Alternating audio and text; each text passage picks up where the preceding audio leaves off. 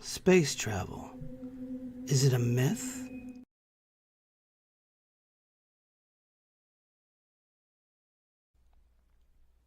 Hello, welcome to another episode of This Uncanny Earth. Tonight we go behind the costumes, behind the candy, to where something older lies. Blood, fire, and bones. Tonight we carve into the truth of Halloween, the masks, the sacrifices, and the real face beneath the pumpkin. This is This Uncanny Earth.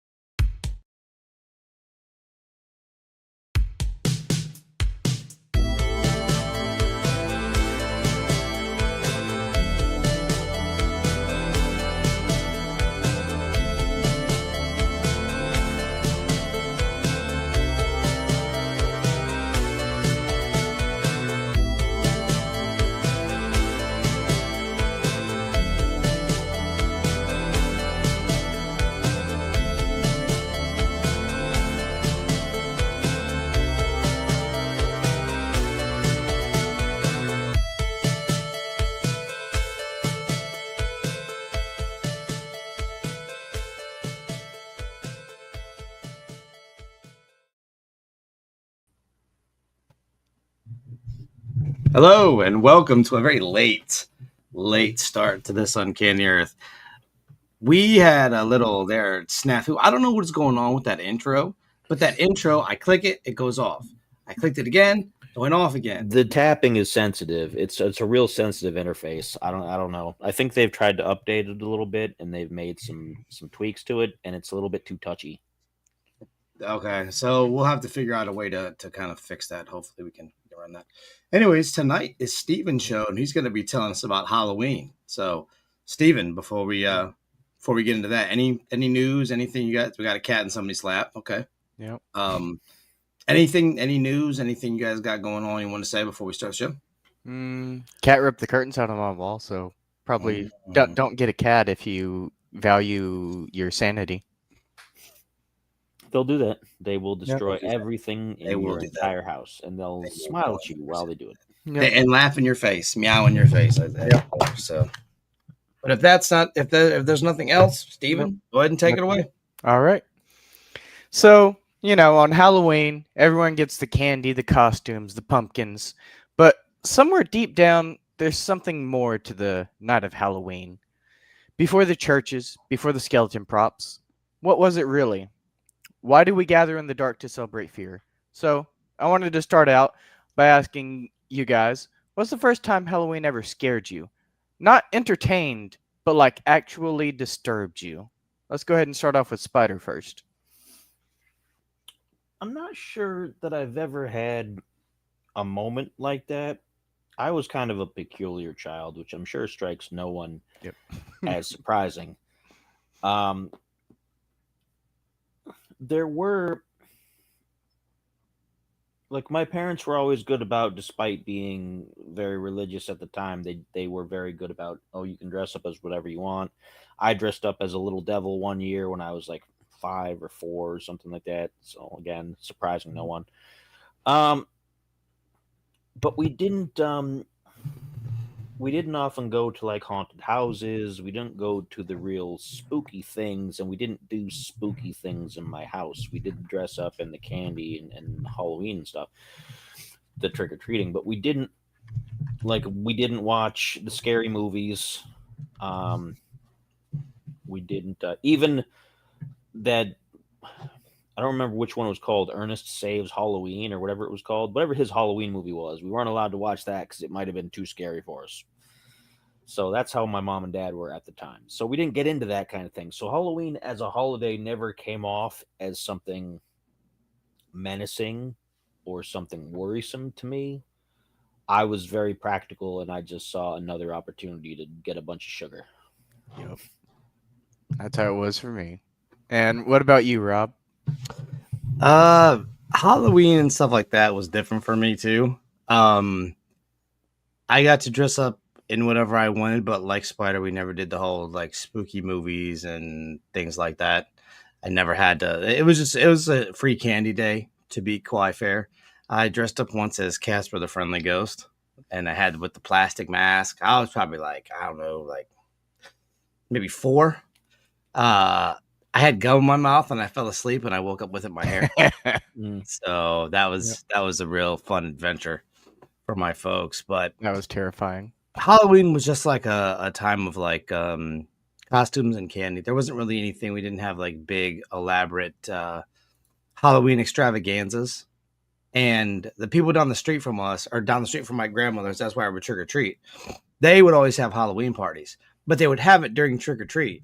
So you could like stop in, get candy, see like their events set up. It was cool, but Halloween wasn't really a big deal in my house either. Yeah.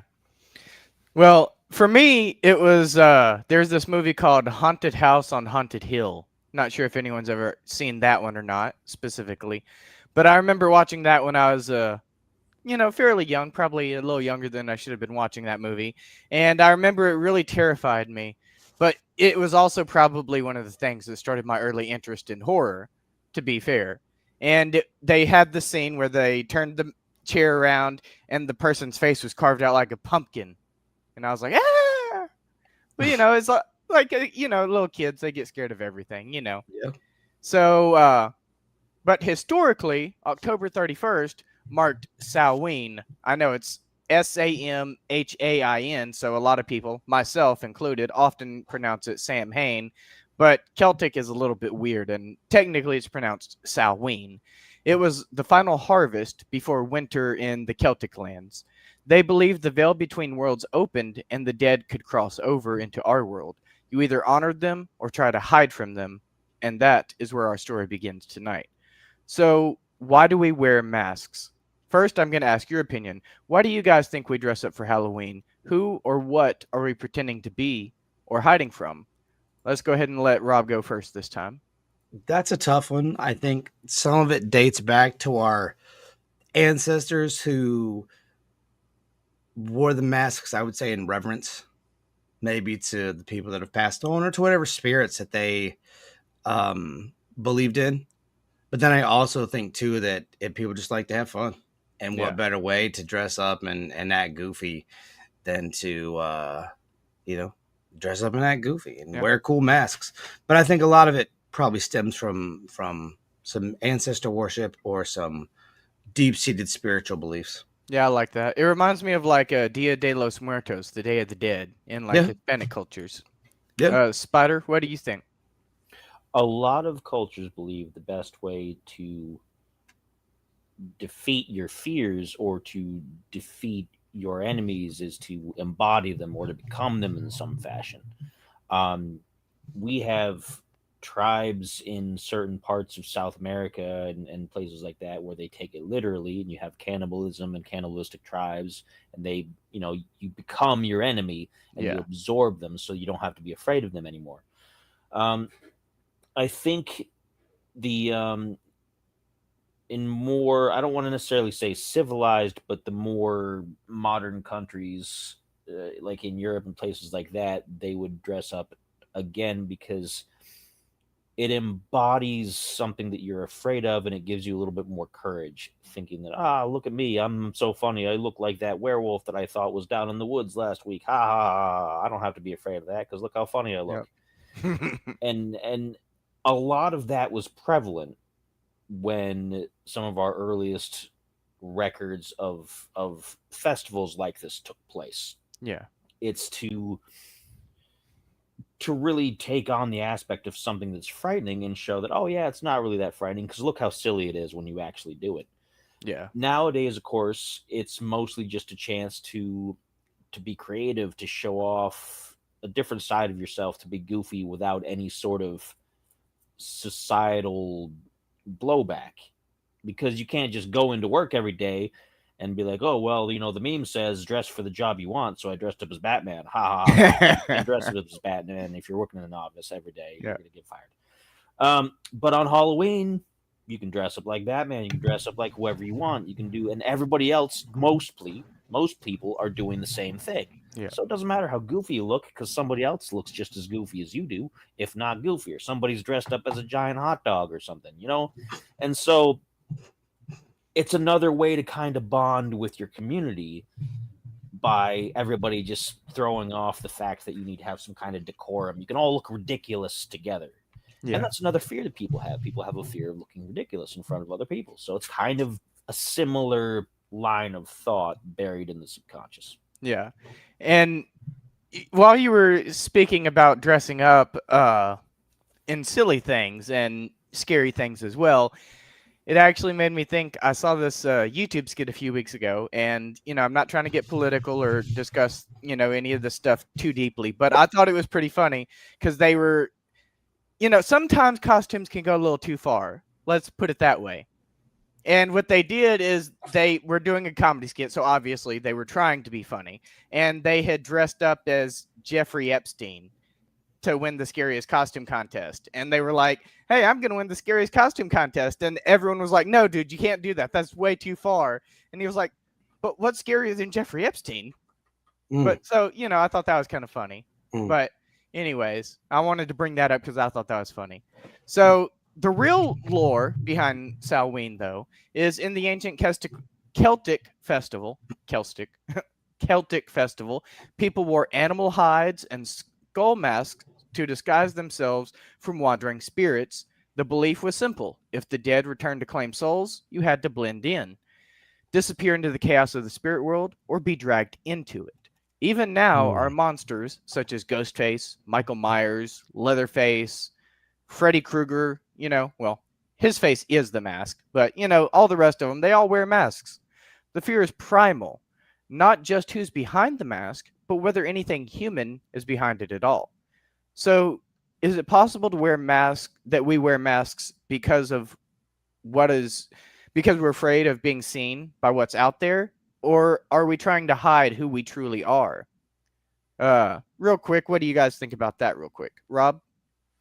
That's a tough one because I think for some people putting on that mask gives them confidence in the same way as superhero putting on the mask lets them kind of do whatever without having to worry about who they are. And I think that's the same kind of basic premise with wearing a mask on Halloween. You get to be a goofiness. You get to be a little devil like our own little spider here. You get to kind of act out. You get to play a fantasy that doesn't exist. But for that brief fleeting moment of time, it does exist. And so I think we do that because it's just something that we can, it's almost like an alter ego that we can use and wear for a brief period of time. Yeah. And what do you think, Spider? And that's a great point. And it's something that's actually moved beyond just Halloween. I think our culture has seen a massive increase in the number of people doing cosplay. And going to conventions or even just going to parks and just dressing up together. Like, hey, let's all just dress up as the characters from this anime or from this show or from whatever. Let's take some pictures. I think Halloween over time gave some of those people the confidence to be like, you know what?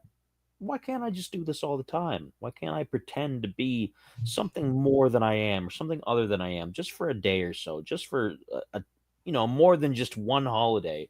And it does give them confidence. Just a lot of people that I've met who are really into the heavy cosplay scene, who don't just put on costumes, but they build things and they carve out armor pieces, or they get some stuff super, super accurate. They're extremely confident people. Like, they're super confident. There's a couple things that can kind of knock that confidence. If they come up and somebody doesn't recognize them, that hurts. Ooh. If they come up and something's like they had to leave a piece at home or something missing, it really throws them off. But for the most part, they get into the outfit, they get into the costume, and people recognize, be like, oh, you're so and so. Yeah, that's awesome. And look at, I've seen episode whatever, and they did this. It was fantastic. You're so good at it. And it gives them that confidence boost that maybe they needed. So Halloween is like kind of the entryway for a lot of people into that, because they figure, well, if I can do this with these cheap costume pieces, why can't I do something really elaborate and become something super awesome? Yeah. And it's an outlet for a lot of people now to dress up and to be something otherworldly or just something different. Yeah. Like, it's a good way for people to, like you said, gain confidence, and it's a good jumping off point for them to be something that they aren't normally through a creative process that, like you said, gives them extra confidence. So next up, we're going to talk about carving faces into vegetables. Yep, the jack-o'-lantern. So why do we carve smiling faces into dead vegetables and light them on fire from the inside? I mean, it's kind of weird when you really think metal about way it. to say that. A what? That was a very metal way to say that. It was very you But- very much pulled your metalness into Yeah. that nice work. But it's weird when you think about it. So, like, where did that even come from? So, what do you guys think is the origin of the jack-o'-lantern? Spider, let you go first this time. I believe it was again back with the Celts, or specifically probably the Irish later on. I don't know if the Celts themselves did it, but the first jack-o'-lanterns weren't even made out of pumpkins. They were made out of turnips. Yes. Don't tell my kitten whose name is Turnip over there. But because that's what they had that were prevalent, and the jack-o'-lanterns at the time were another way to frighten off evil spirits or to ward away bad luck and things. Much like the masks, if you want to stop being afraid of something, you embody it. So the jack-o'-lanterns are supposed to look fearsome and spooky and like goblins and creatures of that nature. And I don't remember exactly when the more common switch to pumpkins came, but I think that was something that they did more here in America because pumpkins were more prevalent here than turnips were. Yeah. At the time. But they brought the practice over, and it was very similar. And with the flickering candle inside, it was again supposed to look fearsome. To if a wandering goblin came around, it's like, oh, there's already goblins there. Oh, they're scarier than I am. I better not mess with these people. I'm staying out of this territory. And that was the premise. Yeah. And what do you think, Rob? I mean, you're going to get into the tale of Stingy Jack, aren't you? Yep. Because that's where it basically comes from. At least the pumpkin side of it comes from Stingy Jack. So I won't say nothing else about that. Okay. But yeah, that's where our jack-o'-lantern aspect comes from. But Spider's right before that, because pumpkins weren't as prevalent as turnips were, and not the cat, mind you. We don't want that cat getting all upset. They had to do what they had to do. Could you like? I don't think I'd be as scared of a face carved on a turnip. You know what Probably I mean? Maybe. I don't know. Turnips are all twisty and weird looking. You see them in the dark, and you see this face. It might look a little bit, you know. How many turnips are you looking at in the dark? By the way, how many turnips do you have? Do you have turnips? They do in Ireland. Turnips, not cats, of course. But I have eaten a lot of turnips.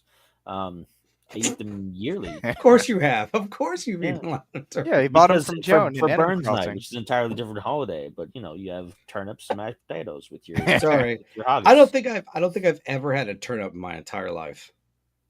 I don't like them because like and only because my parents, like my relatives, came over from Europe. We still don't live there, so I don't have to eat turnips. Okay, they're good, though. They're good.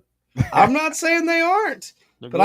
I ain't never been over to nobody's house. I was like, hey, you want some of this turnip? We're making turnip casserole. Don't tell people that, because people will make turnip casserole. And then no, nope. No, thanks. Just put them in anything. But anyway, digress. All right. So actually, you're both right. It traces back to Irish folklore, as Rob briefly mentioned, the story of Stingy Jack. And he was a trickster who outwitted the devil, but he was cursed to wander Earth after death. The devil gave him only a single coal to light his way, and Jack carved out a turnip and placed the coal inside, thus Jack of the Lantern. But deeper still, some believe the carved vegetable heads come from an even older and darker place. You guys remember that ancient king that chopped people's heads off and inspired Dracula? Yes, lots of pesh. Yeah. So actually, over time, turnips became skull stand-ins. When Irish immigrants came to America, pumpkins were easier to carve, so the tradition evolved. But the origin was actually severed heads placed at village borders to ward off spirits or enemies. A very Vlad Tepes thing, right? So, in a sense, the smiling pumpkin on your porch, it's a friendly face masking a severed head ritual. Well, it's a little bit better than the other thing he used to do with people. Yeah, you don't. And then he would eat in front of it. He would just Yeah. out there and just You have don't a want to whole meal. demonstrate that to your neighbors and have. No, you probably shouldn't do that. The That's probably HOA illegal. is going to come through and have Yeah. some complaints about that. You're probably going to go to jail. You'll get a letter from the HOA for that one. You're going to jail. Yeah, So, for a bit. That's for a bit. after the letter from the HOA. Yeah, the HOA is the one who's going to put you. Is going to call the police to put you in jail. Yes, Yeah. very, very true. So, very true. if you guys had to carry a carved lantern in the afterlife, what would you carve into it to try to protect yourself? Rob?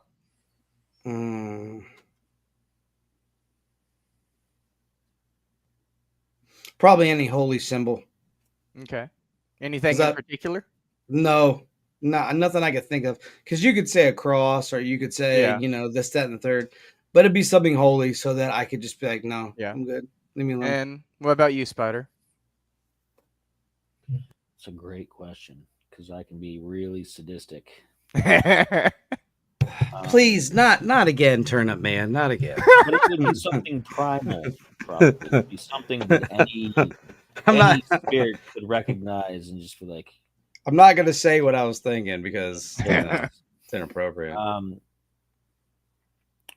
It's hard to say. I mean, any primal archetype would work fine, like a snake or some sort of an insect, maybe, because even though you don't think about them being frightening right off the bat, these are symbols of things that have been frightening us for a long time. Yeah. Even honestly, just carve out a hole and don't put any light in it, and then it's the darkness. And that's the most frightening.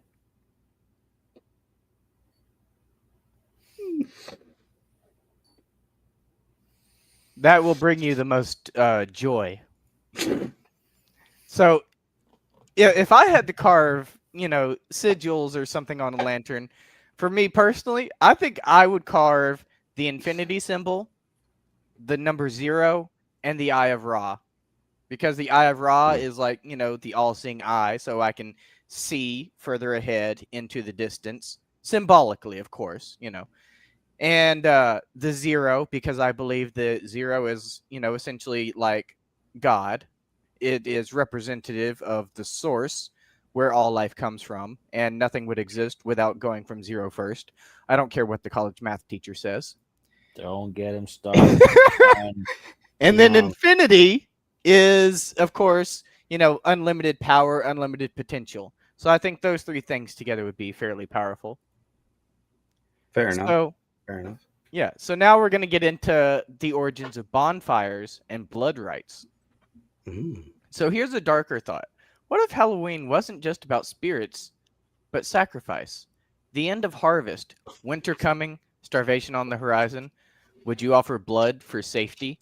And we know Rob, you're very light, and Spider is fairly dark. So let's let Rob go first, and then we'll let Spider take us into the darkness when he's done. What was your question? Sorry. So my first question was essentially just, would you offer blood for safety? Like, would you be willing to commit human sacrifice if it guaranteed your safety and survival? I think that would only be proper if I grew up in a surrounding where that was an acceptable practice. Yeah. Like, for example, if you were in the village where this was happening. I wouldn't have a choice. I'm part of an ecosystem or a social ecosystem that would involve that. I wouldn't have the option not to. I mean, I could, I guess, but have the option not to, but then I might become the human sacrifice. Yeah. So it's like, unless you're willing to take on the whole village or get up in the middle of the night and dip out. I would like to think that I would be the person that would say, I don't think we should be doing this, but it's always that person that ends up the human sacrifice. Yeah. So you would go along with it as much as you could, but I think at some point you'd have to realize that's what I'm looking for here. The futility of consistent sacrifice. You're going to run out of people at some point. Yeah. At some point, you're going to run out of people. And the thing is, back then, you needed people for a structured village. You need people. Well, it's not even that. You need a cohesive unit. And if you're like, well, we're just going to sacrifice people. If I see that as a villager, I'm going to at any time probably try to break out because I don't want to be sacrificed. Yeah. Because how do we sacrifice? Is it enemies we claim? Is it a random drawing? Is it kind of like the Hunger Games type of situation where it's like, okay, we select these 5 people from the village, or it does it move something like that? If not, and it's just enemies, maybe, because then it's your enemies. You don't view them as people.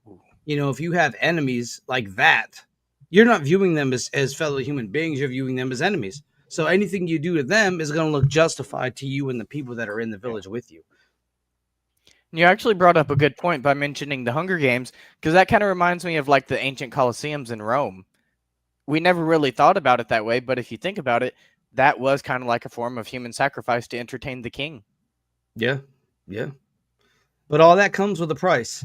So Yeah. all the blood sacrificing and everything else, there's power in blood. I mean, this is something that's been known for ages. Yeah. It's the life force of a human body. It's the life force. So there's a lot of blood's a Spiritual very power. interesting thing. Yeah, there's a lot of spiritual power behind blood. So And what do you think, Spider? What would you do if you were in a village doing sacrifices?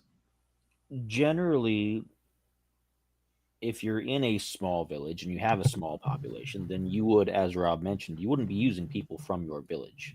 That's a last resort. That's only if the village is so cursed that you assume somebody in the village is at fault, and that's who we have to find. And you keep going down the list until you find the right person and things start turning around. But generally, there'd be outsiders. They'd be people visiting, wandering traders who just got unlucky, or people they defeated in a conflict or something like that.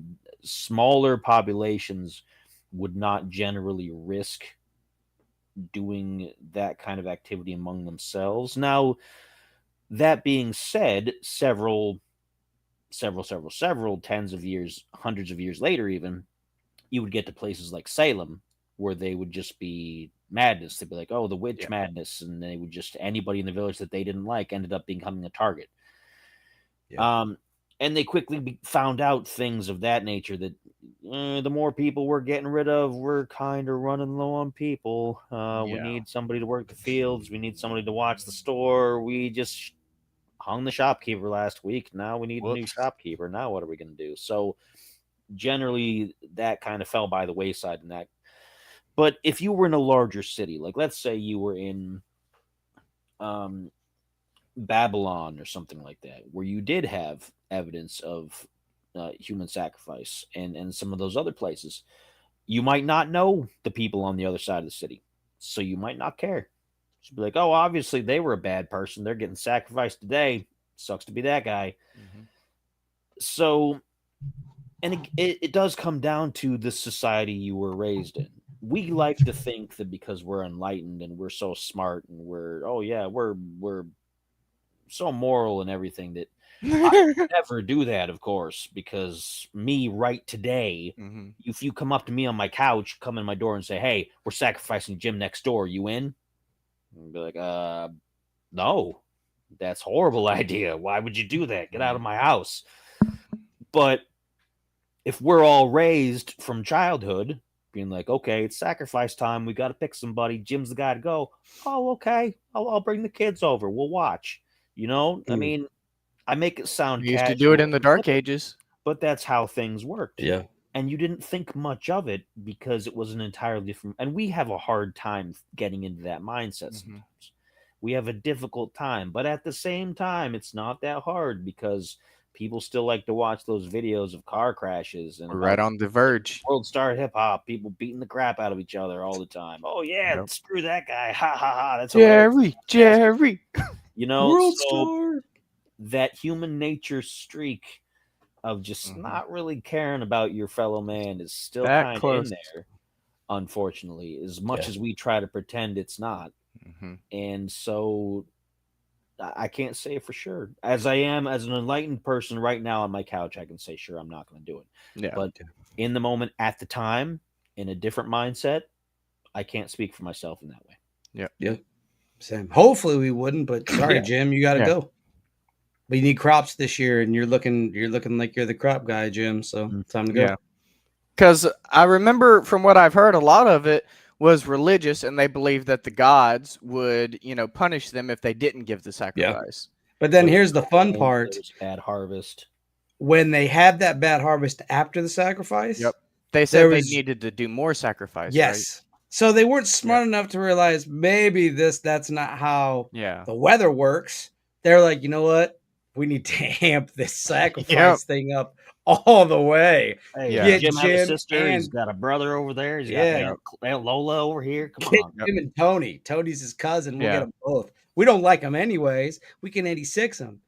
And then, like Spider said, you get to a point where you run out of people, or you get to a point to where you're driven mad. Yeah. So you just think sacrifice is the only way to go, and then that's when the real healing can start, as the kids like to say. That's when you manifest, as the kids like to say, a change, because then you're like, wait a minute, this dude's a despot. He's crazy. We've sacrificed 32 people this week, and it's still raining outside. Yeah. Even though, because they don't know weather patterns, they don't know, and it's crazy because a lot of takes that long. civilizations knew about weather patterns before civilizations that sacrificed. You did mention the Dark Ages, and you have old civilizations that had weather monitoring techniques and tools that were able to be, okay, the rain's coming this week, or the rain's coming today. We were able to measure the wind pressure. We're able to do something that shows us that, okay, this is a change, right? But then you have these people that come along and they don't know anything, and they take a religious text and they twist it all up so that we can sacrifice. It says right here in this book right here that we can sacrifice. Yep. And that's just how it is. Yep. Like, for me personally, I like to think that, honestly, I would probably start sacrificing people immediately. But later on, I would come to the realization, and I'd be like, hey, this ain't cool. Is there something you want to tell us? Like, is it? I mean, if so, you No. get it off your chest. I'm saying, I'm do it here. You're going to get an angry letter from okay, the and possibly. let's do it then. Let's do it. Second- I see. No, thank you. I'm not doing that. No, I see the ice agents as very nope. similar to human sacrifice. No. Okay, nope. then let's not do it. So what I was going to say is I would probably start off with sacrificing people. And then over time, I would eventually come to realize, hey, this isn't cool. We can't be doing this. That's not cool. And then I would start standing up and speaking out. And if they want to kill me, then go ahead. I don't care at that point, because I've come to the realization that this is unacceptable. This is not cool. And regardless of what anyone else thinks, I'm going to stand up and I'm going to speak out what I consider to be injustice, whether it's human sacrifice or other things. And it's just not cool. So the great Samhain bonfires were said to burn animals and maybe people. Some Irish myths speak of Cromcruach, Cromcruach. I'm sure I butchered that name. Probably But cool. it was a death god who demanded human sacrifice. One legend even describes 12 children offered at once. These were bonfires. Yes, the origin of the word bonfire. Bone fires. There is historical debate, and some say it was symbolic, but in a society facing starvation and disease, wouldn't a bloody offering make twisted sense? Like that old ancient Irish thing. I forgot what it was called, but they taught us about it when I was in school. And it was like this letter they wrote where they were like, hey, we're having a famine. Let's just eat the children. And they meant it as a joke, but everyone took it very seriously and got very offended about it. And that was a whole crazy thing that happened. So here's the next thing I have to ask you guys. Would you burn your enemies for winter warmth?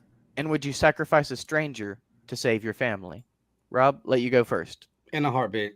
I've thought about doing that to Spider when he comes over to my house. That time I spilled the tacos was pretty. Yeah, he almost got sacrificed right then and there. I was gonna put it. Oh, it was because that, I mean, it's not even that it was a mess. It's that it's a taco. It's a symbol of goodwill and gesture, and he just chucks it on the floor all haphazardly. No, in a lot of places. I mean, if you have to do it for your family, you got to do it for your family. I don't want to. I'm not here like, yeah, let me start doing these sacrifices. To keep my house warm, no, because human beings don't burn well enough and to keep a home warm. You need Yeah. something that is consistently warm, and we're too soft. Yeah. We're not hard enough. We're not, We would burn up too we're not good. quickly. We're not good burning material. Yeah. That's gonna go out real quick, or it would be like using an animal as a whole, like a cow or a horse, Yeah. to stay warm. It's It better would just probably to cut them open and sleep inside of them like a tauntaun. That's how you want to do that if you want to stay warm. And what about you, Spider? Well, the thing about the bonfires too is the symbol of the bonfire came about from ancient days when we first discovered how to make fire of our own. And it wasn't necessarily always just used for heat or light. A lot of times it was used as a ward to ward away predators that were creeping around. You had bears, you had wolves, you had all kinds of just ancient predators wandering around, and they see just a random human by themselves. You know, a single wolf can probably take out most people. Yeah. And then you get a pack of wolves, then you're done for. Whereas it's a group of people, that's something different. But if it's dark, you can separate the people. You can get the people running off different directions. If they have a bonfire, that's something else. They can see, and it's something that, hey, this is something dangerous that they have on their side. That's not really approached too close. Animals don't think like we do, but they're smart enough to know danger. That's dangerous. As far as using them for sacrifice, I mean, of course, you have a lot of examples of that throughout history. Again, going back to Salem, they would burn witches at the stake. They did that in Europe, often during the early witch trials and things of that nature. They burned criminals at high profile things, like Joan of Arc, unfortunately, was burned at the stake. As far as using it as like a scapegoat, like, things are bad, who do we throw on the fire this week? I think that goes back to the previous question about the village versus the large civilization. I think generally, if you're going to be throwing people on the bonfire, again, it's going to be people who are outsiders, people who are enemies, people who are not from your local area. So you're not going to really worry about it as much. And you're going to feel good about it that, oh, yeah, we got rid of this potential enemy of our people. This person could have been seditious, or they could have been whatever. And again, would I do so today, sitting comfortably on my couch, even if all the electricity was off and nothing else was going on?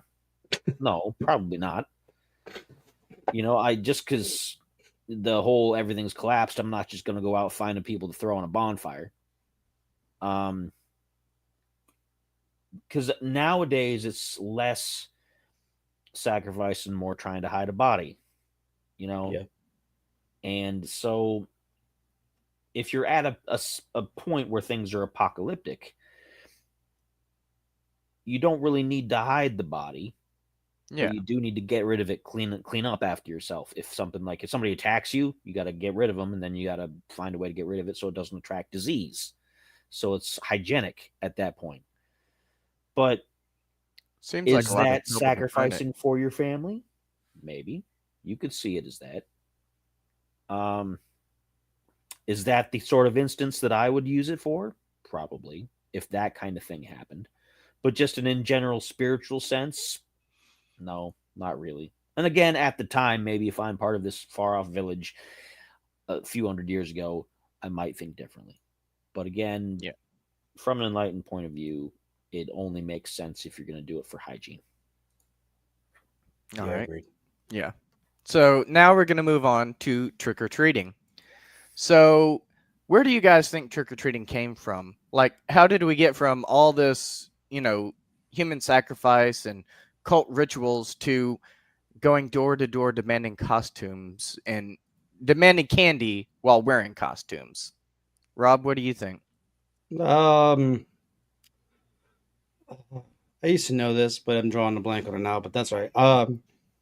If anything, it'd be like somebody up to no good, like, hey, give me some stuff or else I'm going to play a trick on you. Either give me something good, a treat, if you will, or you get the trick. The trick might not be as fun as the treat. So that to me, that's where I think that would start. Yeah. And what do you think, Spider? I also knew the answer, and I don't recall off the top of my head. I believe it does have something to do with symbolically giving the spirits something to leave your home alone and not do the trick. Which is interesting because it's not the only holiday where children would go door to door for things. In Europe, they would go to door around Christmas time to ask specifically for coal or different things, like a lump of coal to take home to heat up the holiday hearth for their things bad brothers and sisters. It wasn't necessarily because, oh, we're poor, we need food. It was because, hey, you know what? We all want to stay warm. Can you give a little bit, like one of your coals? And it was symbolically a gesture of goodwill to be able to help warm up your neighbors and to warm up your family. I mean, you might know the kids that come up and be like, you guys got plenty of coal already. But you know what? It's a thing that you do symbolically. And it comes up through multiple holidays that specifically they send the kids around because the kids are going to pull at the heartstrings and be like, oh, can you give us the coal, or can you give us a treat? Can you give us this? It's only now, I think, in modern Halloween where the kids go for candy and we let them keep the candy. Mostly. There's always the dad tax, of course. But in ages past, it was send the children and then the adults would divvy it up. I mean, the kids would benefit because it's coal for everybody or it's something, you know, but generally you send the kids because the kids are going to pull them heartstrings and they're going to be, oh, look how cute they are. You can have some of this. So, but I believe, again, like I said, it was another symbolic gesture of, oh, you're dressed like evil spirits. Here, go away, you evil spirits. Have a treat. And then you won't bother me. And if you've done a trick on me, I've learned my lesson. I should have given you a better treat. Yeah.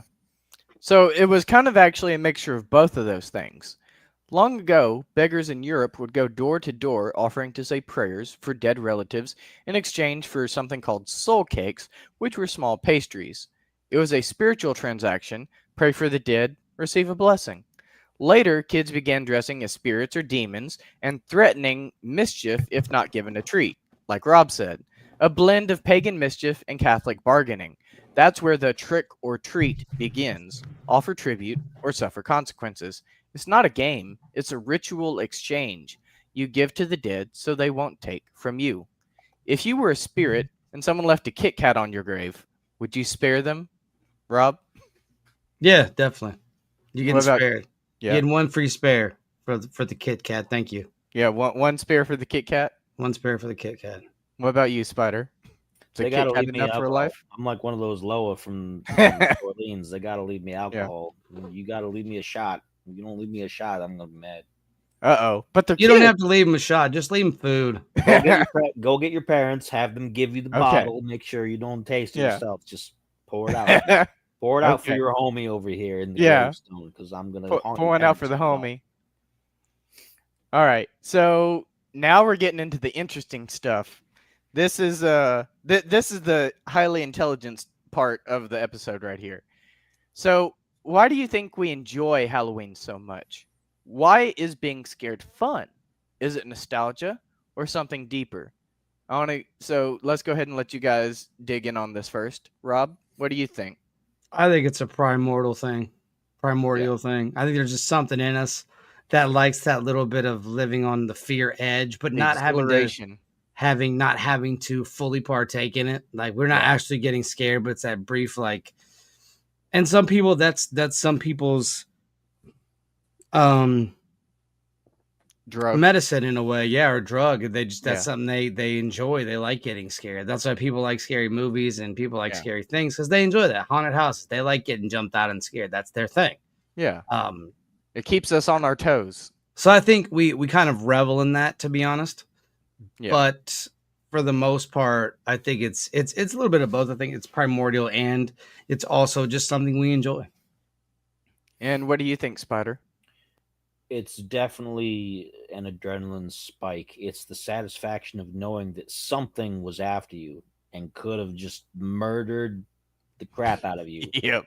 And you lived another day. Makes you feel strong. It's another part of because back in hunter-gatherer times, of course, you had people going out to hunt pretty fearsome things. Mm-hmm. They hunt Yeah. saber-toothed tigers, they hunt mammoths, and a mammoth may seem like, oh, it's just a big elephant, whatever, but mammoths killed a lot of people. Yeah. Not because they were necessarily The just out horns? murdering and whatever, because they're mammoths, but they're huge and they're powerful and they do not care. They will go where they want, Yeah. and if you try to attack them, they are going to hit you. Yeah. And something that big smacking you is going to kill you. We saw Ice So- Age. So, being a person and going out on a hunt, even if you don't do a whole lot, but having the potential where every time you go out on a hunt, you could die every time, and getting back, that's a rush. That's a big deal. You get the fear, you get all that, but you've lived to hunt another day. You've lived to fight another day. You've lived to procreate another day.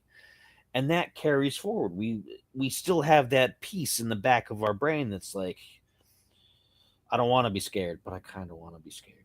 Yeah. It's like, because after you've been scared, the feeling goes away. You're like, oh man, that was ridiculous, but I'm still here. I'm still alive. Yeah. The girl from the TV didn't come out and murder me. It was just them. Or Freddy didn't come through into my dreams. I'm safe. Yeah. And the issue, though, we have is that we tend to push that envelope so hard that a lot of people are starting to get kind of a little bit of a neurosis about it, and people get nightmares a lot more often. We've kind of taken that and pushed it past its limit Yeah. because of all the movies and all the games and everything that we ingest and that kind of thing. And then you add in hallucinogenics and things like that activate that thing that gives you that fear. They have whole entire like horror stories about that. Yeah, and Yeah, they do. And I don't want to demonize any of that, because Yeah. there's also a lot of good applications for things like that. People are doing that to help cure all kinds of mental illnesses, and that's fantastic. But just a random person taking a bunch of mushrooms every single day of their life, you're pushing that limit.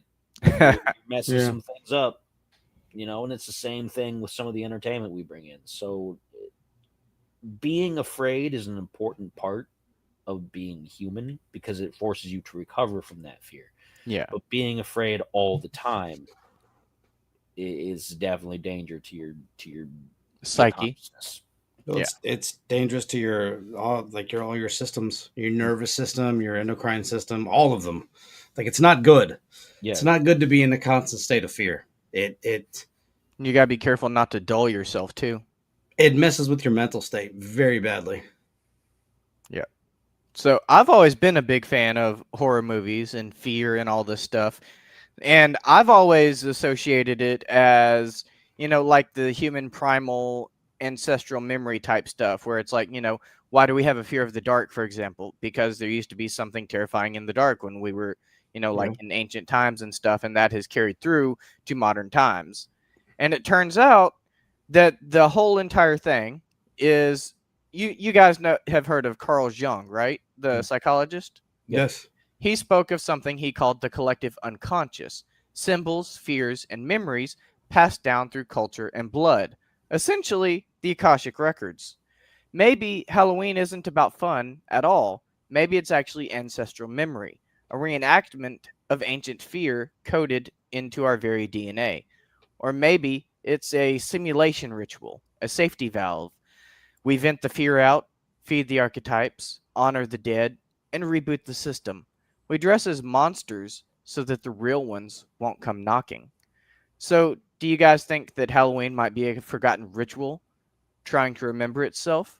Or do you think it's just a silly festival that we do? Rob, what do you think? I mean, Halloween's a tale as old as time, honestly. Like, it's a very, it has Samhain origins, Yeah. which also leads into some ancestral worship, and it also leads into dealing with dead, and then you have Dia de los Muerte, and then that's a whole other issue. I think it's a very ancient custom that we've sort of turned into a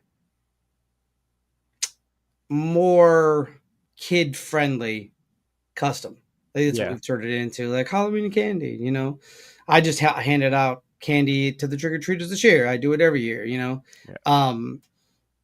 and I think we celebrate it in our own way. But like we've said, you're not out sacrificing.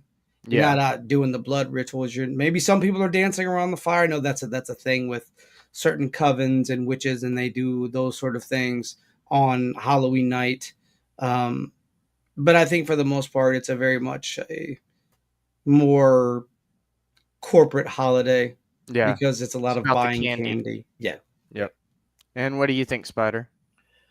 Most of your well-established holidays like that are definitely based in ritualistic behavior, because in centuries past, that's what we did more. We performed rituals, whether we believed they were going to work or not. It was something that our ancestors did, and we thought, you know what, we should do this. It's better if we do it than if we don't, and something bad comes along. A lot of the Christmas traditions are based on a lot of those things too. Yeah. And they've been adapted. Thanksgiving, not quite so much, but Thanksgiving is more of a, hey, we've survived another year. Let's have a big meal about it. Let's be happy about it. And that was an important celebration also. That went back hundreds of thousands of years. People have been celebrating that their surviving family is all still around, because you would lose people.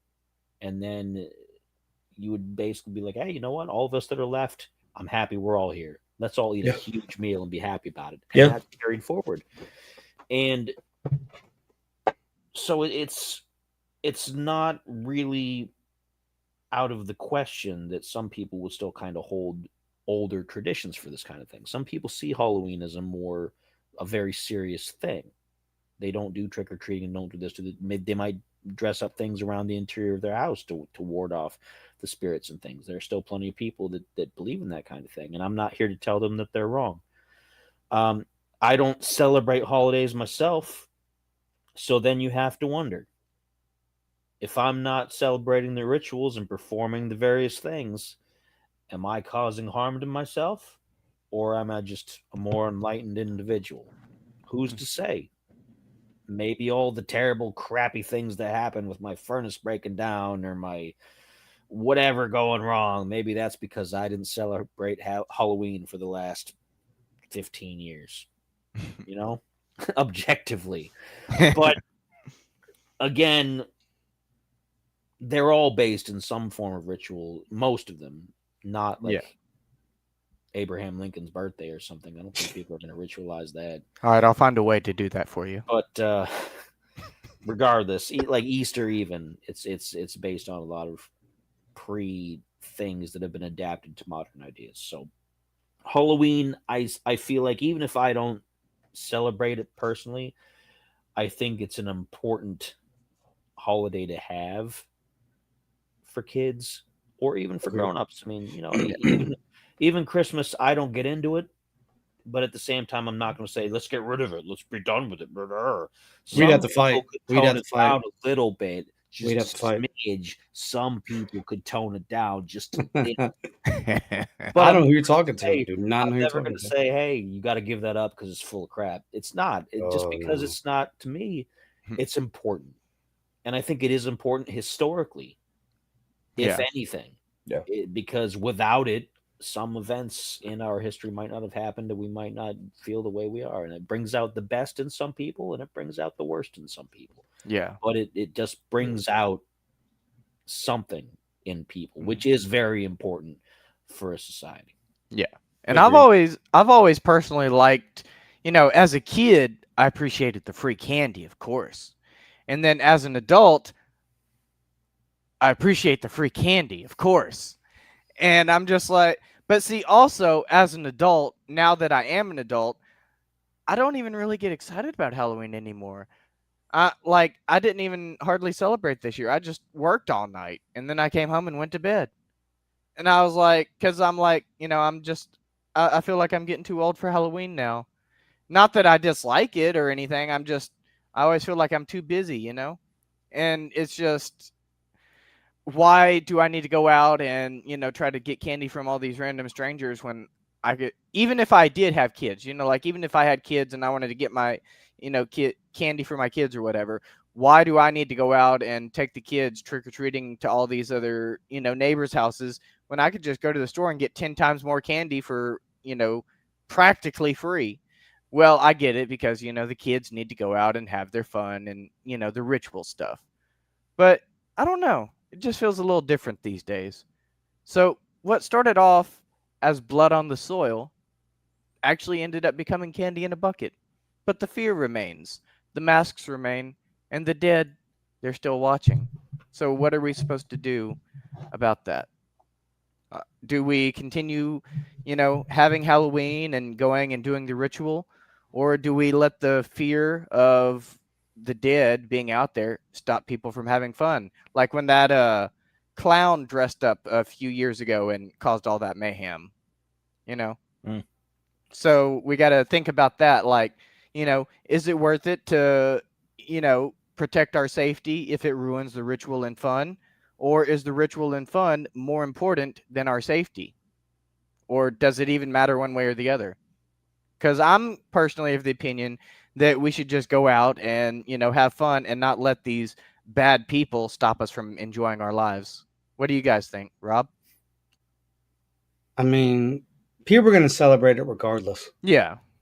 You can't put a ban on it. I mean, I'm sure they've some tried. people would, but I think it's ridiculous. I think it's fine. Go out, get some candy. Yeah. Enjoy yourself, enjoy your time, and just have fun. That's what these holidays are for. It's life's hard enough, man. So if you can have like a little brief window of enjoyment, you should have a brief window of enjoyment. I agree. Because like you said, they can't ban it. People can go out anyways. Because as I mentioned that, clown issue that happened a few years ago, they actually did try to ban Halloween here in my local town. And we all went out anyways. We just didn't listen. And nobody got hurt. So, And what do you think, Spider? What's your opinion? People need a release. Yeah. They need to be able to either suspend disbelief or just forget about things that are going on in daily life for a day or two. You just need the chance. That's why I play games, because I can get into the game and I don't got to worry about whatever else I got. I don't got I'm not playing Action Bill Simulator where let me divide up my money for this month and pay my bills. Oh, no, because that's what I do regularly. I don't got to do that in the game. Holidays, especially Halloween, is the same way. Yeah. It's a release for people. It's a way to be somebody different for a brief time. It's a way to cheat on all of your diets for a little while. Yeah. Because not even if you're not one of the kids going out for trick-or-treating, you might go to a Halloween party where people have got cookies and people have got candy. Adults have treats and things, the punch bowl and whatnot. You're tossing the diet for a couple of days. Yeah. It's people need that. If you stay strict to just the same old all the time, the repetition is just going to drive you crazy. Yeah. And you need to take a break from that. And even though I don't do holidays, I do other things throughout the year. I take my breaks. I do different things because I know you can't just stick to the same thing day in, day out all the time and still maintain your sanity. And that's an important lesson to teach the kids. One day a year, you get to do this. Another time during the year, you get to do this. Another time of the year, you get to do this. It doesn't matter if you believe in Santa Claus or the Easter Bunny. There's got to be some fun. You go out, you have fun. You see your friends, you dress up, you act silly. It's important. It's very important as a society that we have that release to keep the pressure from building up. And as long as we can remember that, I think these holidays, especially Halloween, is going to stick around because that's exactly what it does. It lets us let off that steam in a way that's not harmful. You might have a stomach ache, but you know what? Worth it. No big deal. Worth it. Yeah. All right. So the next time you all check your candy, make sure you don't have any razor blades. And the next time you check your bonfires, make sure you don't have any bones. And with that, I'll let Rob close us out if you got nothing else. Next week, folks, we are going to be going we're going to do it Friday because our very own Spider might not be around. So if that's the case, then You know, It we is will be here Thanksgiving Friday. Day. It's Thanksgiving Day. We kind of Nothing bad. Nothing bad. Nobody's going to be up. People are going to be stuffed to the gills, and they're going to be full of tryptophan and sleeping off their Thanksgiving eat down. So, yes, we'll be here next Friday. Friday episode. The Black Friday Ooh. episode. Oh, nice. So, anyways, for myself and for my cohorts here, why be boring when you can be uncanny? We will see you folks next week.